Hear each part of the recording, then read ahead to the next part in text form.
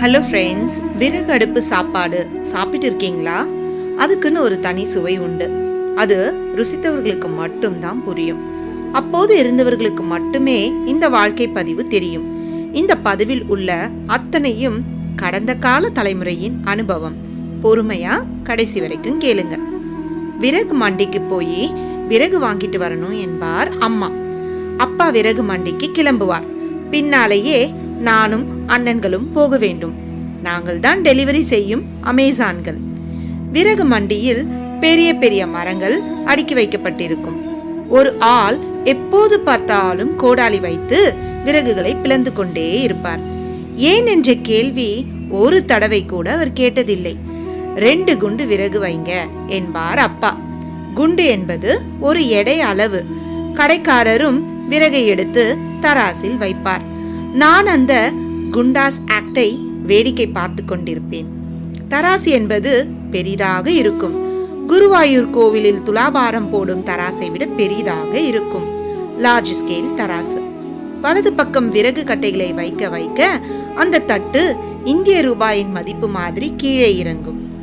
ஈர விறகெல்லாம் வைக்காதீங்க, போன தடவையே எதுவும் சரியா எரியல அப்படின்னு சொல்லுவார் அப்பா. இது அவரின் சுய சிந்தனை இல்லை. வீட்டில் யாரோ எழுதி கொடுத்ததை ஒப்பித்துக் கொண்டிருக்கிறார். எடுத்துக்கிட்டு போய் கொஞ்சம் காய வச்சா நல்லா எரியும் அப்படின்னு சொல்லுவாரு கடைக்காரர்.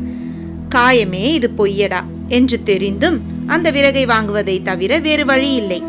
ஊரில் ஒரே ஒரு விறகு கடைதான் இருந்தது. வீரப்பன் வேறு அப்பொழுது கம்பெனியை ஆரம்பிக்கல. இப்போது ஈரம் விளைந்த விறகை வீட்டுக்கு எடுத்து போக வேண்டும். கருடாழ்வார் மாதிரி நம்முடைய 2 கைகளையும் நீட்ட வேண்டும். அதன் மேல் விறகுகளை அடுக்கி வைப்பார்கள். விறகுக்கு கீழே கையில் ஒரு சாக்கு போட்டு விடுவார்கள். கையில் விறகு குத்தாமல் இருக்க. அது ஒரு ஷாக் அப்சார்பர். நானும் அண்ணனும் தெருவில் ஊர்வலம் வருவோம். 1/4 மணி நேரத்தில் விறகுன பாண்டியர்கள் வீடு போய் சேர்ந்து விடுவோம். இப்போது இன்ஸ்பெக்ஷன் நடக்கும். அம்மா ஒரு சரியான இன்ஸ்பெக்டர். இன்னும் விறகுல தண்ணி இருக்கே, ஒரே ஈரம் அப்படின்னு சொல்லுவாங்க. அம்மாவும் பாவம் தானே, அந்த விறகு வைத்து எப்படி சமைப்பார்கள்? விறகு காய வைக்கும் படலம் ஆரம்பிக்கும். மொட்டை மாடியில் விறகு காய போட வேண்டும். அதற்கு நாங்கெல்லாம் தான் பேக்கர்ஸ் அண்ட் மூவர்ஸ். நல்ல வேலை செய்வோம். காவல் காக்க வேண்டாம், என காக்கா தூக்கிட்டு போகாதுல்ல விறக. அப்போதெல்லாம் விறகு அடுப்பு வினோதமாக இருக்கும். சாணி பூசி மொழிகி சாணி ராணியாக இருக்கும். மேலே விபூதிப்பட்டை வேறு இருக்கும். மண் அல்லது சிமெண்டினால் செய்திருப்பார்கள். அடுப்பின் மேல் 3 இடங்களில் உருண்டையாக புடைத்து கொண்டு இருக்கும். அந்த மெயின் அடுப்புக்கு பக்கத்தில் அல்லக்கை மாதிரி இன்னொரு அடுப்பு இருக்கும். வட்டமாக ஒரு துவாரம் இருக்கும். மெயின் அடுப்பிலிருந்து சூடு அந்த அடுப்புக்கு இலவசமாக வரும். இந்த அடுப்பிற்கு கொடி அடுப்பு என்று பெயர். இந்த ஆக்சிலரி அடுப்பு பொதுவாக ரசம் செய்யத்தான் உபயோகப்படுத்தப்படும், அல்லது வெந்நீரும் வைத்துக் கொள்ளலாம். சமைக்கும் போது சதா சர்வ காலமும் அடுப்பு பக்கத்திலேயே ஜெகன்மோகினி பேய் மாதிரி உட்கார்ந்திருக்க வேண்டும். விறகை உள்ளே தள்ளிவிட்டு கொண்டே இருக்க வேண்டும்.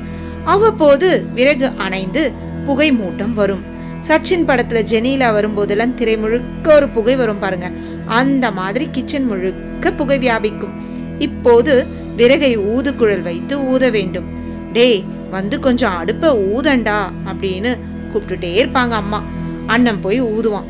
இன்னும் கொஞ்சம் காசு போட்டு நல்ல விறகா வாங்கியிருக்க வேண்டாமாமா, ஏம்மா இப்படி வாங்கியிருக்க, சரியான கஞ்சம் அப்படின்னு சொல்லி அம்மாவும் புலம்புவாங்க. குழல் ஊதும் அண்ணனுக்கு பஞ்சப்பாட்டு சத்தம் கேட்டுக்கொண்டிருக்கும். குழல் ஊதுவதும் ஒரு டெக்னிக். கொஞ்சம் வேகமாக ஊதிவிட்டால் ஆஷ்துரை கிச்சன் முழுக்க பறக்க ஆரம்பித்து விடுவார். வீடு முழுக்க சாம்பல் பள்ளத்தாக்கு ஆகிவிடும். விறகிலிருந்து வரும் புகையெல்லாம் சுவற்றில் பிக்ஸட் டெபாசிட் ஆகிவிடும். கிச்சன் சுவர் முழுக்க கருப்பாக இருக்கும். அந்த கருப்பை எல்லாம் எடுத்தால் கோ பேக் டாடி என்ற 100 தடவை கருப்பு கொடி காட்டலாம். அப்போதெல்லாம் குண்டு பல்பு தான். 40 வாட்ஸ் பல்பு எரியும். அந்த வெளிச்சம் கரப்பான் பூச்சிகளுக்கே சரியாக போய்விடும். விறகு அடுப்பில் இன்னொரு பிரச்சனை. வெங்கலப்பானை அடியெல்லாம் கருப்பாகிவிடும். அம்மா ராத்திரி உட்கார்ந்து தேய்த்து கொண்டிருப்பாள். அது ஒரு பெரிய நைட்மேர். அந்த காலத்தில் Bigg Boss vessel cleaning team எல்லாம் கிடையாது. மும்தாஜும் சென்றாயனும் வந்து பாத்திரம் தேய்த்து கொடுக்க மாட்டார்கள். பாத்திரத்தில் கறி பிடிப்பதை தடுக்க ஒரு உபாயம் உண்டு. வெங்கல பானையின் அடியில் அரிசி மாவை அல்லது சாணத்தை பூசி வைத்து விட்டால் கரைத்து பூசி விடுவாள் அம்மா. அந்த காலத்திலேயே ஃபயர்வெல் கண்டுபிடித்திருந்தாள் அம்மா. சாதம் பொங்கி வரும்போது கஞ்சி ஓவர்ஃப்ளோ ஆகும். அதை அப்படியே விட்டால் அடுப்பு அணைந்துவிடும். கஞ்சிக்கு ஏது கண்ட்ரோல் வால்வ்? ஒரே வழி, விறகை பிடித்து வெளியே இழுக்க வேண்டியதுதான்.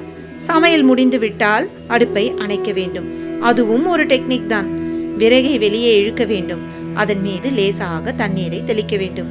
தண்ணீர் தெளித்து விட்டாச்சு என்றால் இனிமேல் பயனில்லை என்று அர்த்தம். ஆனால் அந்த விறகில் தண்ணீர் தெளிப்பதே மறுபடியும் உபயோகப்படுத்ததான். சூடு ஆறிய பிறகு சாம்பலை சேகரிப்பாள் அம்மா. பாத்திரம் தேய்க்க அதுதான் அம்மாவின் விம்பார்.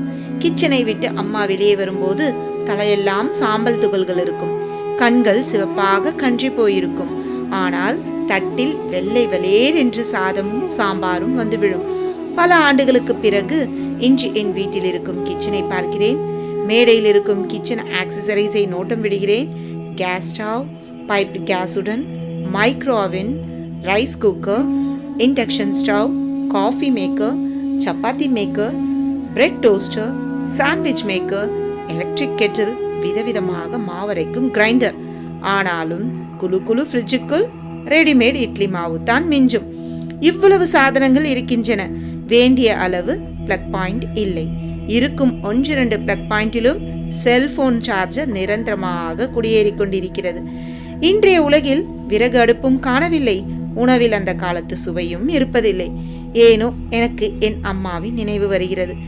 விறகு அடுப்பு வைத்து புகைகளுக்கு மத்தியில் 10 பேருக்கு மசால் வடை மெதுவடை செய்து போட்டது ஞாபகம் வருகிறது. இதோ இப்போதும் கிச்சனில் இருந்து குரல் கேட்கிறது, நைட்டு டிஃபனுக்கு என்னம்மா செய்யட்டும்னு. ஆனா ஒரே ஒரு வித்தியாசம், கேட்டது சமையல்காரம்மா. என்ன சமையலோ என்ன சமையலோ